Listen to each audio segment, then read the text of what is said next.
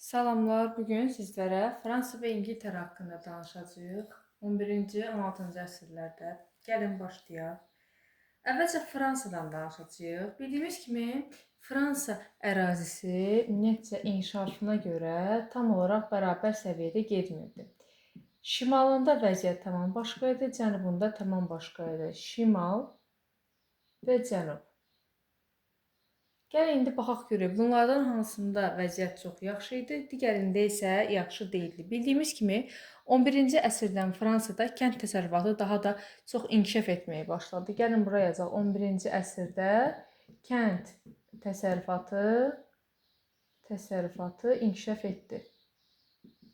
Və şimali ilə cənubi arasında xeyli fərq var idi. Bunu həm də Amerika üçün də götürə bilərik ki, cənubunda köləlik var idi. Düzdür, şimalda da var idi, amma müəyyən müddət sonra o aradan qaldırılır. Amma cənubda var idi deyə onlar arasında artıq vətəndaş müharibəsini gətirib çıxarmışdı. Burada da şimal və cənub arasında xeyli fərqlər var. Məsəl üçün, Fransanın şimalından fərqli olaraq cənubunda gəlin yazaq. Deməli, feodallar müstəqil idi. Feodal müstəqil idi. Xeyli müstəqil idilər və bunun nəticəsində feodal münasibətləri zəif inkişaf etmişdi. Feodal münasibətləri zəif inkişaf etmişdi. Niyə görə feodal münasibətləri zəif inkişaf etmişdi? Bunun haqqında biz nə deyə bilərik? Deyə bilərik ki, şəhərlər inkişaf etmişdi. Şəhərlərin inkişafı, təbii ki, əgər şəhər inkişaf edirsə, kapitalizm münasibətlər daha da ön plandadırsa, feodal münasibətlər avtomatik olaraq zəifləyəcək və azad icmaların dağlıq bölgələrdə azad icmaların olması idi. Azad icma. Bunların olması feodal münasibətlərin zəifləməsini gətirib çıxarmışdı. Şimalında vəziyyət bunun əksi idi. Yəni, buna nisbətən fərqli idi. Cənubda isə vəziyyət belə idi. Buna görə də vahid xalqın formalaşması prosesi müəyyən müddət ləngimişdi. Xalqın formalaşması prosesinə bu amillər mane olurdu. Həm də bu feodal dağınıqlığını daha da gücləndirmişdi. Bildiyimiz kimi, Qərbi Avropada feodal dağınıqlığı 9-11-ci əsrləri əhatə edir. Bunu da yadımızda saxlayaq. Yaxşı. Belə deyək ki, sənətkarlığın kənd təsərrüfatına ayrılması nəticəsində 10-cu əsrdən belə deyək ki, feodal şəhərlər 10-cu əsrdən yaranmışdı. Feodal şəhər 10-cu əsrə aiddir. Kənd təsərrüfatının inkişafı isə xüsusilə 11-ci əsrə aiddir. Yaxşı, belə bir şey deyək ki, dediyim kimi, cənubu ilə şimalı arasında fərqlər çox idi. Cənub ümumiyyətcə xaricə ticarət var idi. Xarici yazaq bura. Xarici ticarət. Xarici ölkələrlə ticarət əlaqələri qururdu. Məsəl üçün, niyə görə cənub şəhərləri daha çox inkişaf eləmişdi? Çərib xas sürüşləri, şərqdə olan mədəniyyəti gəlib ötürə bilmişdilər bu ərazilərə, cənub ərazisinə. Daha sonra şərq ölkələri ilə ticarət əlaqələri, əlverişli mövqedə yerləşmə, yəni cənubda yerləşməsi onların şərq ilə ticarətində mühüm rol oynamışdı. Həmçinin də şərqlə geniş ticarət əlaqələri olan İtaliya və İspaniya ilə yaxın idi. Yəni cənub feodal şəhərlərinin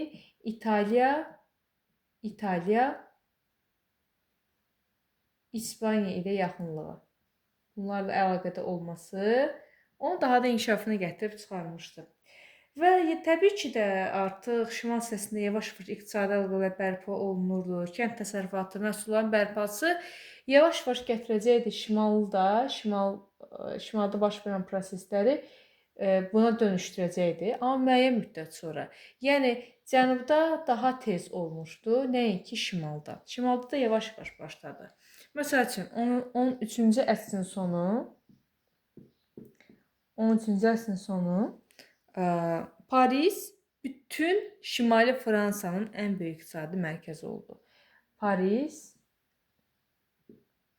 ən böyük iqtisadi mərkəz. Şimali Fransada. İqtisadi mərkəz oldu. 13-cü əsrdə. Və artıq bu da Fransada siyasi birləşdirməni gətirib çıxardırdı. Dediyim kimi, şimal artıq cənubu oxşamağa başlayır. Burada baş verən proseslər eyni də özündə baş verirdi deyə siyasi birləşmə daha tez baş verəcəkdi. Və şəhərlər daha da inkişaf edir və bu şəhərlər kimin hakimiyyətini müdafiə edirdi? Kral hakimiyyətini müdafiə edirdi. Sonra 10-cu əsrdə bildiyimiz kimi Normanlar Normandiya hersoqluğunu yaratmışdılar. Fransanın şimalında yaratmışdılar və onlar 1066-cı ildə İngiltərəyə yürüş elədilər. Bu 1-ci Vilhelm idi. Normandiya hersoqu 1066. 1-ci Vilhelm. 1-ci Vilhelm hara yürüş edir? İngiltərəyə. Belə. Və İngiltərəni işğal eləyir, ancaq Fransadakı mülklərini də özündə saxlayır. Yəni İngiltərə krallığının əsası qoyulmuşdu. 11-ci 13-cü əsrlərdə necə oldu ki, feodal dağınıqlığı aradan qalxır? Dediyim kimi feodal münasibət, feodal dağınıqlıq o halda zəifləyə bilər ki, həmin yerdə kapitalist münasibətlər olsun, şəhərlər inkişaf edilsin. Təbii ki də bu amillər baş verirdi deyə artıq şəhərlər daha da çox inkişaf edirdi və feodal dağınıqlıq aradan qalxırdı. Mən sizə nədən danışmaq istəyirəm? Əsas yerləri əsasən danışmaq istəyirəm sizlərə. Məsələn, Fransa bir sıra ərazilərini İngiltərədən almışdı. İngiltərədə torpaqları var idi. Bu yerləri keçək. Ümumiyyətcə mərkəzləşdirmə siyasətinə şimaldan başlamışdı kral hakimiyyəti. Burada feodal özbaşınalığına qarşı mübarizə aparırdı. Cənuba nisbətən burada feodal münasibətləri daha möhkəm idi deyə birinci şimaldan başlamışdı. Yəni cənubun o qədər də ehtiyacı yox idi. Yəni cənub istədikləri səviyyədə idi, amma şimalda biraz vəziyyət tamam başqa cür idi. Tutaq ki, bu əraziləri Fransa qaytardı. Bütün torpaqlarını özünə birləşdirdi. Bura təyin edirdi məmurları. Məmurlar kimlər tərəfindən təyin olunurdu? Kral tərəfindən.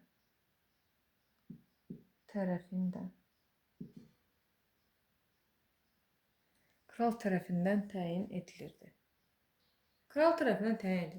Ancaq burada bir əsas amil var idi ki, necə edə bilərdi ki, bu şəhərlərdə kral hakimiyyəti daha güclü olsun. Bunun üçün kral islahatlar həyata keçirdir. Birincisi, nə yaradır? Kral məhkəməsi.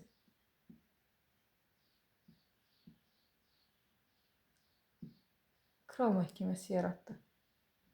2. Nə edir? Kral müfəttişləri yaratmışdı. Yəni, xüsusi kral müfəttişləri. Kral müfəttişləri.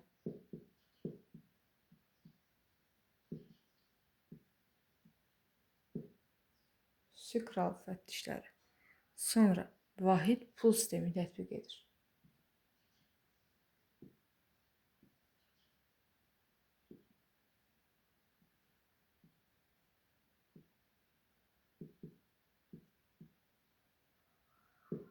Vahid pul sistemi tətbiq etmişdi və ölkənin hər yerində yerli pullarla yanaşı kralın tətbiq etdiyi pul vahidi də var idi ki, bu da qəbul edilməli idi. Yəni həm yerli pullar, həm də kralın pul vahidi istifadə olunmalı idi. Yəni əsasən bu islahatları həyata keçirmişdi. Hakimiyyətini möhkəmləndirmək üçün. 4-cü gözəl Filip var. Rom papası ilə mübarizə aparmışdı. 1302-ci ildə baş tatları çağırmışdı ki, kilsəyə vergilər təyin etmək üçün. Təbii ki, mübarizədə 4-cü gözəl Filip qalib gəlmişdi. Rom papasını özündən asılı vəziyyətdə salmışdı. Amma mən sizə 100 illik müharibədən danışmaq istəyirəm. 100 illik müharibə. Neçənci illəri əhatə eləyir yazaq. 1337 1453-cü illər. Yanınıza saxlayın. Qüvvələr kim idi? Fransa, İngiltərə. İndi mən bunların ordusu haqqında fərqli cəhətləri danışmaq istəyirəm sizlərə. Ümumiyyətcə bunlar niyə görə mübarizə aparırdılar? İngiltərədə Fransanın bəzi cənub-qərb əraziləri var idi ki, Fransa bu əraziləri tutmaq istəyirdi. Bir də Flandriya ərazisi uğrunda mübarizə idi. Deməli, İngilis qoşunları vahid bir komandana tabe idilər. Ağır silahlı süvarilərdən istifadə edilirdi. Çox böyük deyildilər, amma yaxşı təşkil olunmuşdular. Yəni, ümumi götürsək, müsbət səciyyələndirə bilərik onun ordusunu. Məsələn, daha çox kəndlilərdən ibarət piyada qoşun növlərinə üstünlük verirdilər. Yəni, ayrı-ayrı qoşun növləri var idi, amma bir-birlərinin əlaqələri güclü idi. Amma Fransada vəziyyət necə idi? Süvari atlı cəngavərlərdən ibarət idi və bu cəngavərlər aşağı sosial təbəqələrə məxsus piyada əsgərlərə nifrətlə baxırdılar. Bu da onlar arasında ixtilafın yaranmasını gətirib çıxarmışdı. Yadınızda saxlayın. Və ayrı-ayrı feodal dəstələrinə parçalanırdılar, vahid komandana tabe deyildilər. Yəni, kral yalnız öz dəstəsinə tabe idi, öz dəstəsinə komandalıq edirdi. Digərləri onu maraqlandırmırdı. Yəni, ayrılıqlar çox idi orada. Ona görə də onlar əvvəllər məğlub olmasına gətirib çıxarmışdı müharibənin əvvəllərində. İndi keçək hansı döyüşlərin baş verdiyinə. Məsəl üçün 1346-cı ildə hansı döyüşümüz baş verdi? Kresi döyüşü. Kresi döyüşündə qalib gəldi İngiltərə. Burada bir-bir yazıram. İngilis qoşunu fransızları darmadağın etdi. 1356 Poitiers qalib gəldi İngiltərə. İngiltərə qalib gəldi, Fransız ordusu məğlub edilmişdi. Bundan sonra ağılları başına gəlir ki, ay aman, biz niyə saat keçirmirik? Bizim ordumuz axı zəifdir, məğlubuq, qalib gələ bilməyəcəyik. Ona görə ordunu yenidən qurmaq haqqında qərar verirlər və qısa müddətdə aralarında müqavilə imzalanır. Müqavilə imzalanır, deyim də sizə necədir? 1360-cı ildə və artıq nə olur? Deməli, 1360-da müqavilə. Qısa müddətlik. Fransa vahid komandanlığa tabe edir ordusunu. Vahid komandanlıq səlahiyyətlərini artırır. Bir də toplardan istifadə edirdi.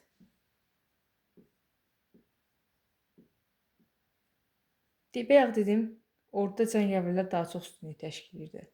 Toplardan istifadə cəngavərlərin nüfuzunun düşməsinə gətirib çıxarmışdı. Yadınızda saxlayın. Bir dənə də döyüş yazaq bura. 1415 Poitiers döyüşü. Poitiers döyüşündə qalib gəlmişdi İngiltərə. Orlean mühasirəsi var.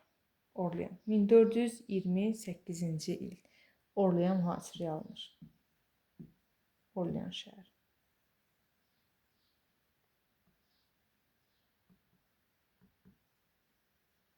Kim qələbə qazanır? Jeanne d'Arc'ın sayəsində partisan dəstəsi təşkil edir fransızlar.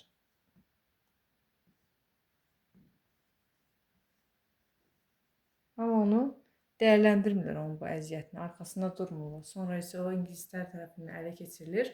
Cadugərlikdə ittiham olunaraq tonqalda yandırılır. Və ümumilikdə müharibə bu dönüşün sayəsində, Orleanın sayəsində üstünlük keçir fransızlara. 1453-cü ildə müqavilə imzalanır. Və qalib gələn tərəf isə Fransa idi. Fransa bütün torpaqlarını əhatə ələ keçirdir. İngilislərdən alır, ancaq bir dənə limandan başqa. Hansı liman idi? Calais limanı. Calais limanı qalmışdı kimdə?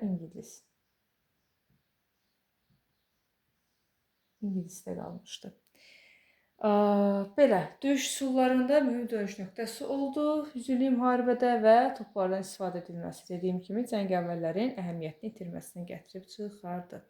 Və ümumiyyətlə, yüzillik müharibə dövründə həm İngiltərə, həm də Fransada 1358-ci ildə Jaklar üsyanı var idi. Kəndli üsyanı idi fransızlara qarşı.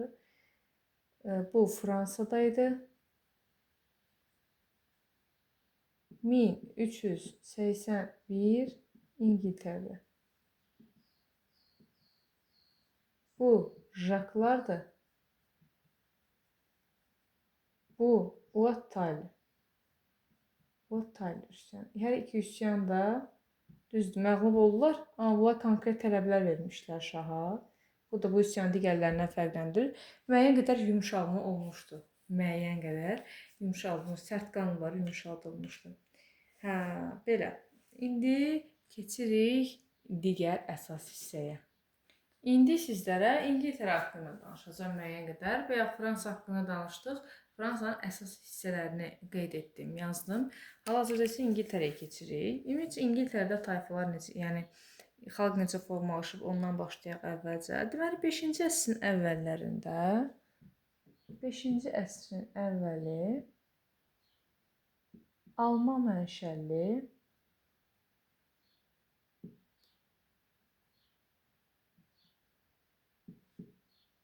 Anglo-Saks tayfaları gəlir.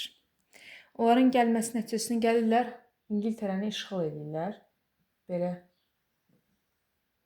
alın İngiltərə.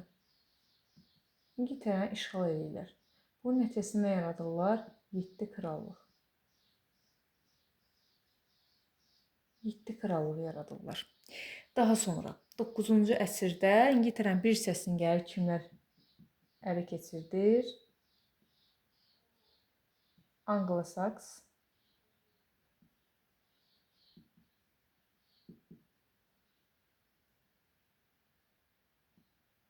Vikinglər gəlir, İngiltərənin bir hissəsini ələ keçirir.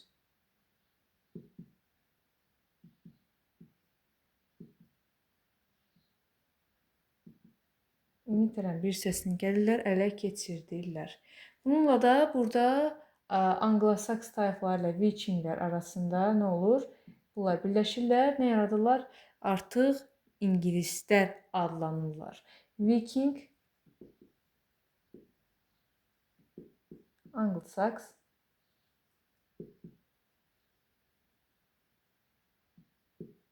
İngilislər. İngilislər, artıq İngilislər adlanmağa başladılar. Və artıq 9-cu əsrin sonlarında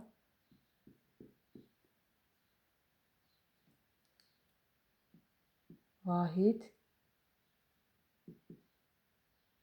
krallıq yarandı.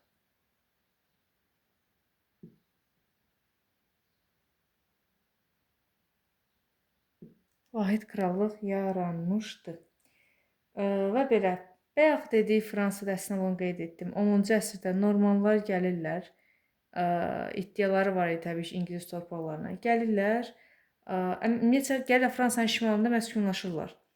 Burada onlara Fransız kralı bir mülk verir və Norman hersoqluğunun əsasını qoyur. Normanlar gəlir Fransanın şimalında Norman hersoqluğunun əsasını qoyurlar. Ancaq onların iddiaları var idi İngilis taxtına. Sonra deməli Norman gəlir.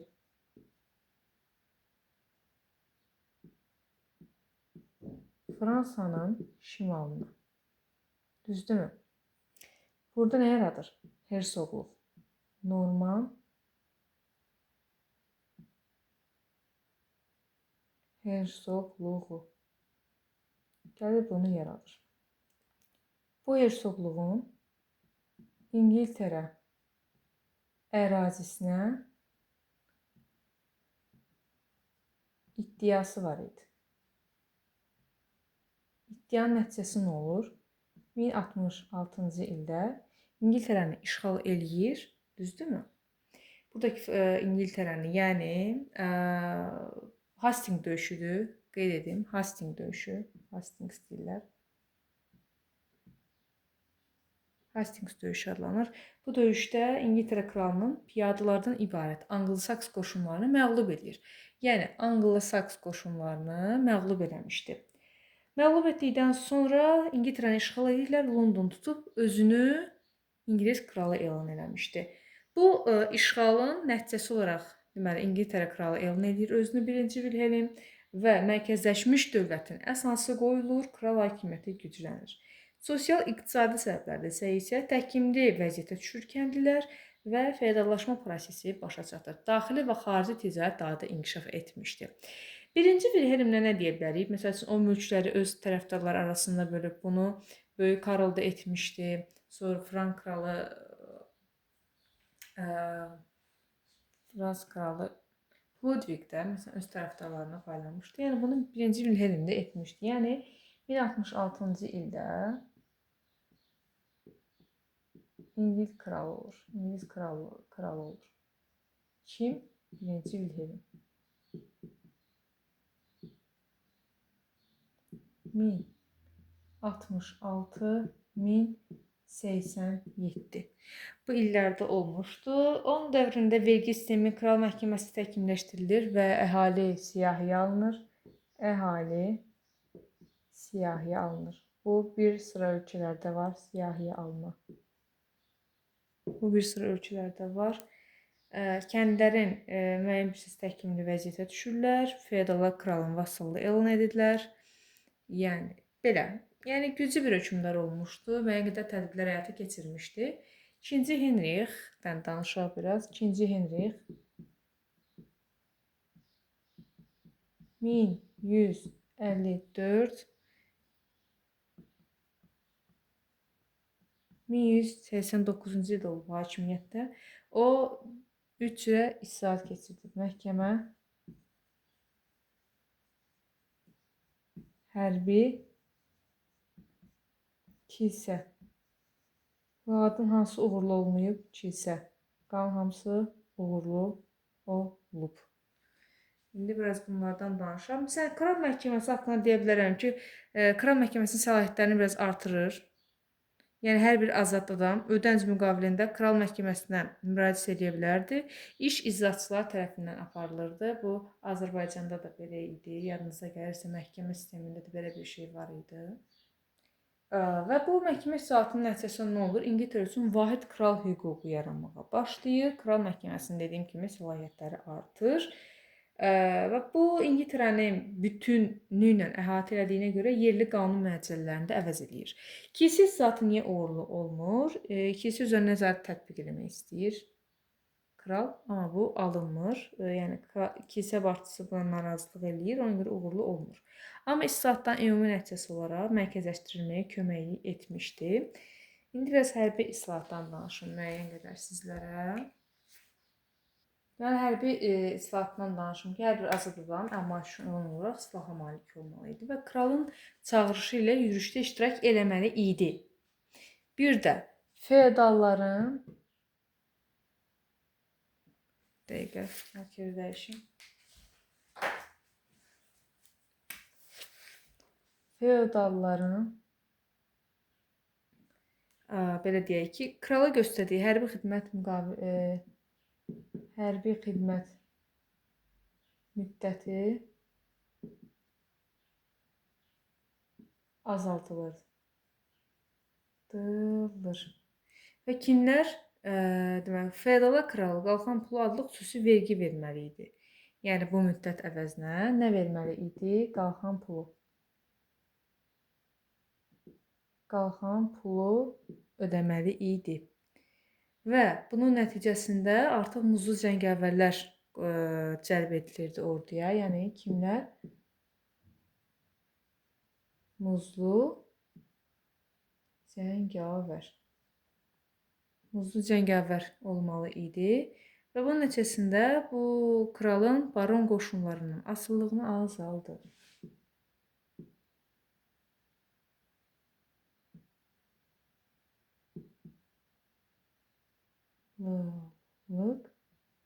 Azalır. Yəni bunun nəticəsi idi. Böyük Azadlıq Xaritəsi 1215-ci ildə qəbul edilib. Böyük Azadlıq Xaritəsi qəbul edilmişdi. Buna əsasən deməli, İr feodallara geniş hüquqlar verilir, cəngavər və şəhər, azad kəndlərə məhdud hüquqlar verilir və şəhərin mövcud azadlıqları təsdiq edilir. Məsələn, İngiltərədə şəhərlər digər ölkələrdəki kimi deyildi. Yəni tam olaraq krala çox hakimi idilər. Yəni onların kifayət qədər müstəqilliyi yox idi. Kral nə desə onu eləməli idilər. Ona görə də yəni şəhərlərə müəyyən qədər azadlıq verildi bu böyük azadlıq xaritəsinin əsasında. Bir də artıq vergi təyin edə bilməzdi kral. Və bütün azad adamlar kralın özbaşınalığından, hədsiz cərimələrindən qorunmalı idi. Bu çox gözəl bir şey idi. Parlamentin yaranması 1265. Parlament yaradılmışdı. Və bura iri feodal, ali feodal, cəngavər, ruhani, şəhərlilər, şəhərlərin bir hissəsi daxil idi. Kral vergiləri parlamentlə razılaşdırıb təyin etməli idi. 14-cü əsrdən artıq parlament qanun verilməsində iştirak hüququ qazanır. Əsrdə. Belə, o Otaliya üstündən müəyyən qədər danışdım. Onlar müəyyən tələblər irəli sürmüşdülər və bunlarda müəyyən qədər yumşalma da baş vermişdi.